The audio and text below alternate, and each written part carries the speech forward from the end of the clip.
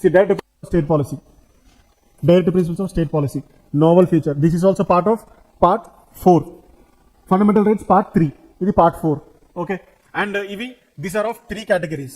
3 categories: socialist, Gandhian, liberal. Right? So socialist ante which is against capitalist. Socialist features. తర్వాత Gandhian features. Gandhian features అని చెప్పే కదా, గాంధీ వెళ్తాడు, village పంచాయతీకి వెళ్తాడు, బీఫ్ క్యాన్సల్ చేయమంటాడు, ఇంటాక్సికేషన్ తాగకుండా చెప్తాడు, రైట్, విలేజ్ పంచాయతీ, అగ్రికల్చర్ గురించి మాట్లాడతాడు, స్మాల్ స్కేల్ ఇండస్ట్రీస్ గురించి మాట్లాడతారు, హ్యాండీక్రాఫ్ట్స్ గురించి మాట్లాడతారు, రైట్, వీవింగ్ గురించి మాట్లాడతారు. Those are Gandhian principles. Liberal intellectual principles అంటే కొద్దిగా లిబరల్ అంటే లైక్ ఫర్ ఎగ్జాంపుల్ రిలీజియన్ అన్నిట్లో ఈక్వల్గా ఉండాలి కాబట్టి యూనిఫామ్ సివిల్ కోడ్ ఆర్టికల్ 44 అనేది ఉండాలి, రైట్. ఇవి మనం డిస్కస్ చేసాము ఆల్ దోస్ థింగ్స్. ఇక్కడ సోషలిస్టిక్ ప్రిన్సిపల్స్లో ఏంటి, ఇన్కమ్ ఈక్వల్గా ఉండాలి, equal pay for equal work, ఇలాంటి ఆస్పెక్ట్స్ ఉండాలి. సో మీరు ఇవి మగప్ చేయకండి, చూడండి, నంబర్ ఆఫ్ టైమ్స్ చూడండి, అప్పుడు మీకు గుర్తుంటుంది. ఓకే, అన్ని మగప్ చేయాలి. ఎన్ని మగప్ చేస్తారు మీరు, రైట్? ఎక్కడ మగప్ చేయాలో అవి మగప్ చేయాలి, కానీ మొత్తం మగప్ చేయకండి. ఎన్ని మగప్ చేస్తారు? మీకు సిలబస్ ఎంత ఉంది, మొత్తం మగప్ చేసుకుంటూ కూర్చుంటే కానిపోయింది కదా, రైట్. సో మీరు హార్డ్ వర్క్ చేయాలి, స్మార్ట్ వర్క్ కూడా చేయాలి ఎగ్జామ్లో. అది చేసిన వాళ్ళే సక్సెస్ అవుతారు. హార్డ్ వర్క్ మాత్రమే చేయకండి, స్మార్ట్ వర్క్ కూడా చేయాలి. Okay, be smart. ఒకప్పుడు వేరే అది ఉండేది.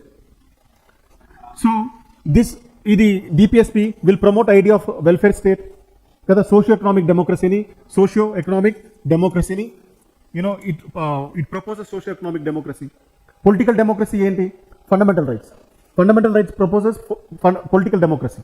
ఆల్ దోస్ రైట్స్ ఉంటాయి కదా, రైట్ టు ఈక్వాలిటీ, అవన్నీ political democracy.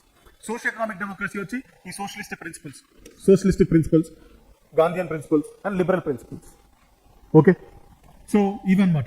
And these are non justiciable in nature, అంటే ఇవి వైలేట్ అయినా కూడా దీస్ ఆర్ నాన్ ఎన్ఫోర్సబుల్. అంటే మీకు ఇష్టం ఉంటే మీరు ఇంప్లిమెంట్ చేయండి, లేకపోతే లేదు. ఎందుకు ఈ ప్రొవిజన్ పెట్టామంటే మన దగ్గర అంత ఎకనామిక్ రిసోర్సెస్ లేవు, అన్ని ఇంప్లిమెంట్ చేసే అంత ఎకనామిక్ రిసోర్సెస్ లేవు.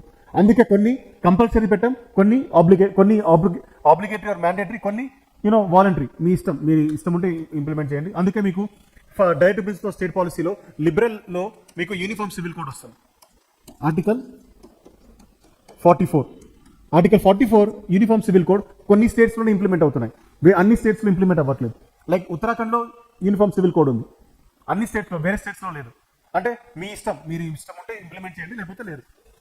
ఓకే, అర్థమైందా? So this is about your directive principles of state policy.